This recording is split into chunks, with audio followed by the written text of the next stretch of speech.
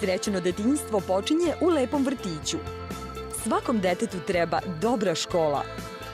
Efikasno lečenje počinje u modernoj bolnici. Bezbedna vožnja počinje metrom dobrog puta. Mirna starost počinje plaćanjem poreza na zaradu.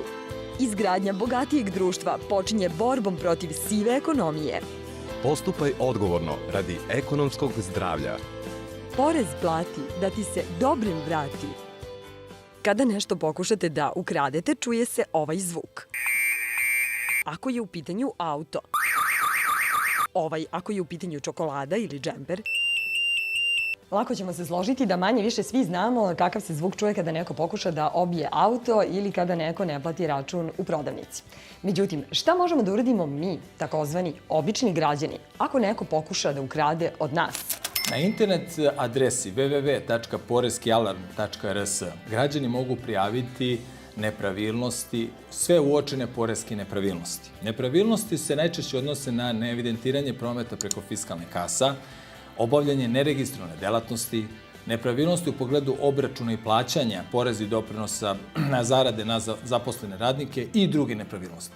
Građani najčešće prijavljuju nepravilnosti u pogledu neevidentiranja prometa preko fiskalnih kasa, odnosno izdavanje fiskalnih isečaka koji nisu u skladu sa odredbama Zakona o fiskalnim kasama, kao što su lažni fiskalni isečci, međuračuni, blok računi itd., koji se najčešće dobijaju u okviru obavljanja ugostiteljske delatnosti. Postoje građani koji ne znaju šta je poreski alarm. Znate šta je poreski alarm? Ne. Poreski alarm? Jeste. Ne znam, sine, ali bi trebalo da se uvede. Ima ko hoće da napravi prekršaj, u stvari hoće da se ovajdi i onda ne izdaje račune. Postoje građani koji se solidarišu sa onima koji ne izdaju račune. Ja ne bih prijavila, prosto da brzo ide život, sve brzo radimo, ali verovatno bi trebalo da se ispoštuje ta procedura. Baš ne bih da cinkarim. Naravno, uvijek postoje i oni koji će svaku nepravilnost prijaviti. Treba nešto od Amerikanaca mi da naučimo.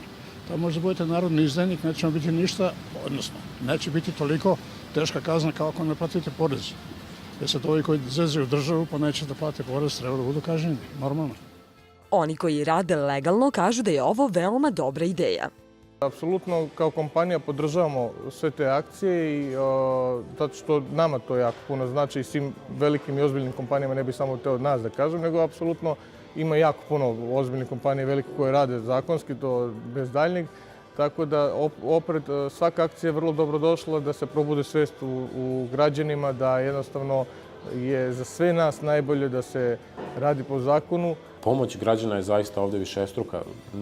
Svest sama da ne treba da se nešto kupi nelegalno je već dobar početak da ljudi shvate da zapravo na taj način pomažu sami sebi, da dobiju svoje penzije ili plate na vreme iz budžeta koji će moći da ta sredstva prikupi za njih. Sa druge strane, represivne metode kao takve nikad ne mogu biti savršene i svaka informacija sa terena, a to su upravo građani koji se kreću i po pijacama i po prodavnicama koje mogu da imaju neku nelegalnu robu, je zaista vredna i mislimo da će i ne samo poreska uprava, nego ceo državni aparat imati zaista korisne informacije od toga i bolje obaviti i kvalitetnije svoj posao, a kažemo u konačnici se to tiče zaista prikupljene sredstava da bi se dala ta sredstva onima kojima je najpotrebnije u državi.